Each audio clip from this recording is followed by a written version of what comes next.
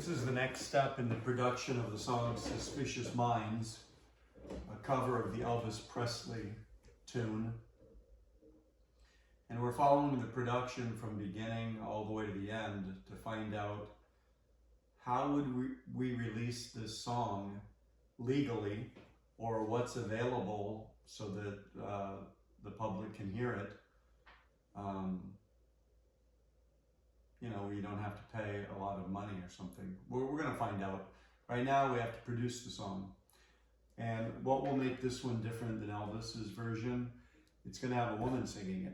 So a female vocal. And we'll see if maybe there's some other differences too. But right now we've got the bass track has been delivered. So as you remember in the previous video, we have 14 drum tracks.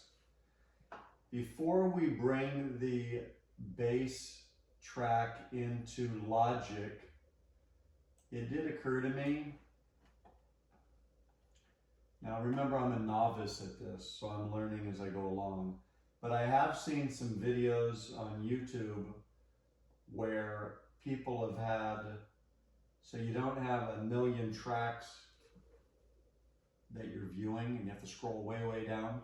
We got 14 drum tracks, isolated parts of the drums.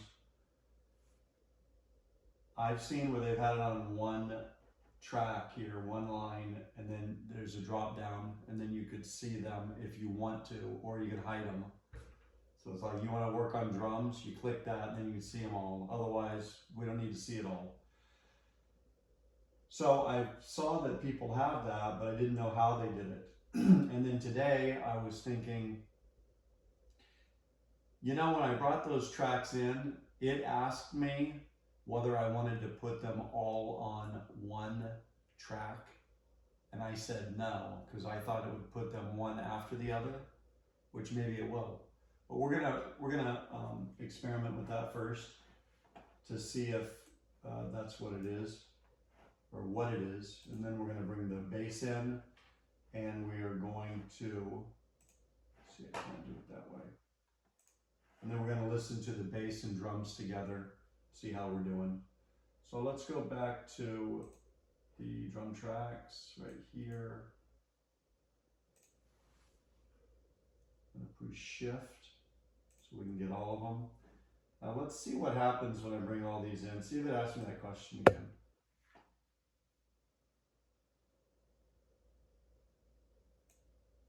Okay, look. Create new tracks. Use existing tracks, place all files on one track. So I've never tried that before. We're going to click that button and push OK. And if it don't work out the way I hope, we're just going to just go back in time. And we've already got our 14 tracks. So let's say boom. Ooh, okay, so there's that. Where's the drop down box? If I click this, it shows me all of it. Yeah, that's what it did. Look, it put all tracks one after the other. So that's definitely not what we want. So in order to undo, you push Command Z. Bam. So now whatever I just did is gone. Well, I guess I'll have to research that if I want to have a drop down. I've gotten through this for over 10 years without it, so I think I'll survive. Let's bring in the bass track by Hector. He gave me two tracks, one that's just direct input, the other one he's put an effect on it, or effects. The guy I've got to master my songs, he wants everything direct line in, so that he has his special way of putting the effects on all the different instruments. And I can tell him I want it more echoey or distant or whatever, and he can do that. But he prefers to work with them just raw, and then he does that. So we're going to go with the direct line in, and we're going to line it up with the beginning of the drums. So what I've done here, let me zoom in a little bit. Too much, okay. So the beginning of this song is 124 beats per minute. So I put that number in there. If you don't have that number in there correctly, then these numbers here, see 1, 2, 3, 4, 5, that's not going to land on the beat because the program is dividing it up differently than the way it was played. So since I have 124, each one of these beats, bam, lands on the next number. I moved this forward 2 beats. There was a time when I had some songs, I decided to just start that first beat, boom, right here at 1. And what I found was that when it was played, sometimes that first note got cut off a little bit. The computer didn't acknowledge the sound quick enough because it was right there at the front. So I did that on something from the Drunken Boat. And I had to go back and get it remastered because of that. So then I started putting, the song starts and there's a silence for one beat. So that's what we have here. And then what can be done too is if that takes a long time to get there, seems like the silence is too long, I can always cut it right there in the middle. So it's half of the silence, then the first beat comes in. But I'm going to do that at the very end when I send the tracks to my guy, right? So let's, without further ado, let's listen to the whole song with drum and bass.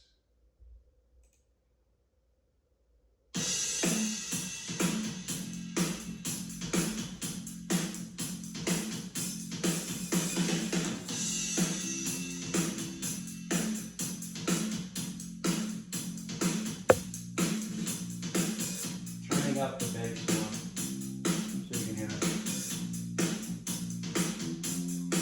If I click this, it will follow along right at the point from the music. If I go over here, it will show the entire song, beginning to end. Here we go.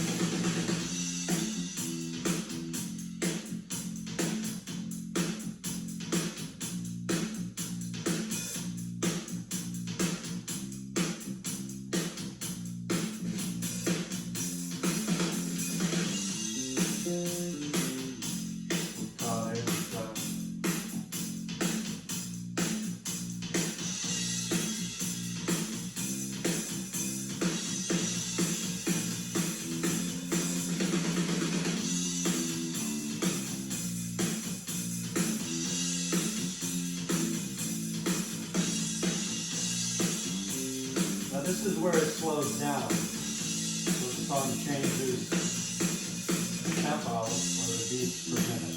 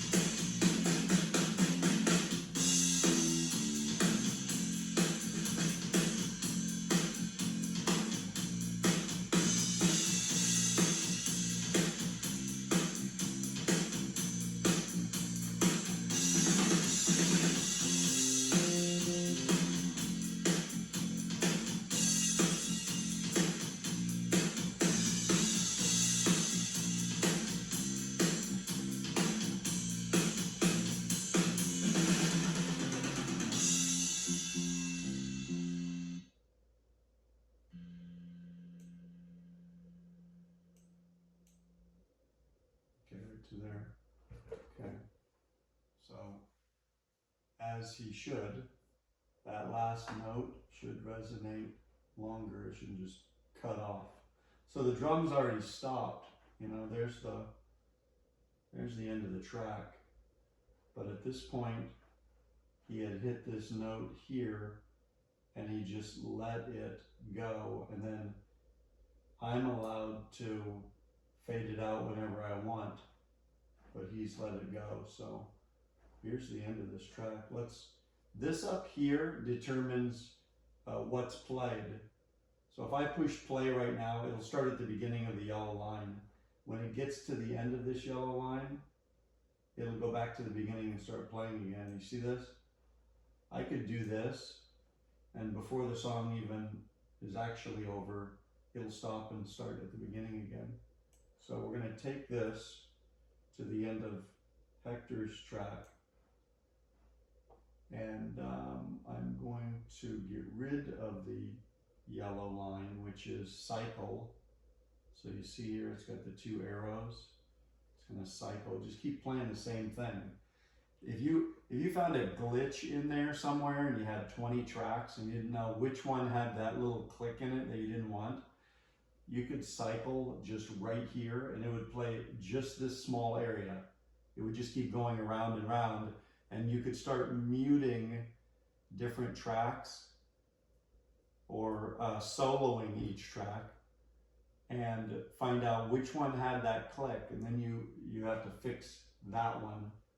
It's really handy, but here we're going to put it here for right now, and we're going to start playing here. But I'm going to stop it, or it's going to start at the beginning. So let's see. Let's see how far out that last note goes.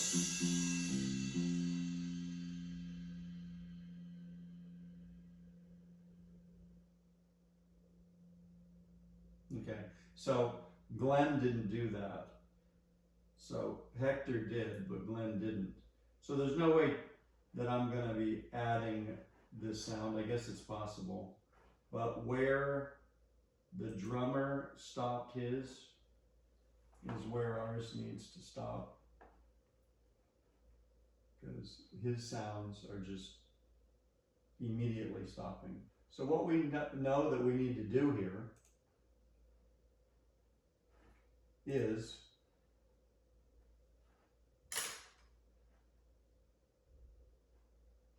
move this cycle, where is it,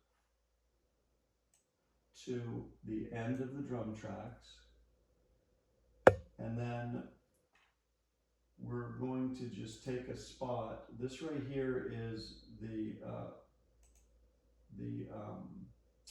volume. So it's like if I put this little dot here and then put a dot at the very end, notice I don't know if you can see it, but I can bring that down. So now that's fading out to 0. So I can do this on, and I'm supposed to do this on every one of them, because we don't want the drums to just, they're reverberating. And then cut it. You can't have a song like that. Maybe you can. Maybe there's a way to have a song like that. You make it part of the sound. Everything's just very cut and dry. I don't know, like a Devo song or something. So we're gonna wrap this up here. This is the 14th drum track. So we're making a point to where this is where it starts fading to 0. Okay. So all of them fade to 0. It doesn't just cut suddenly, which also means that Hector's bass here at the bottom needs to do the same thing. And we're going to stop the cycle here. When it's time to export these, it will export to here. If I move this to here, it'll give me that much silence at the end, so wherever I put this. So this is going to be the end of our song for now. Every track fades out to 0 at this point. Let's just listen to what that sounds like.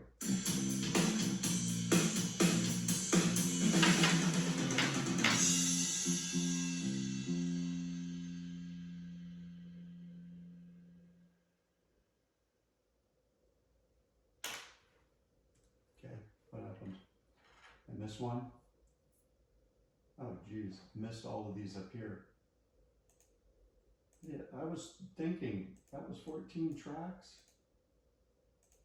So I only did 9 or something.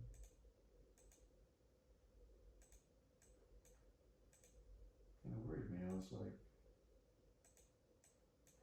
how is that still playing and you silenced them? So that is all of them, and we're going to try this one final time.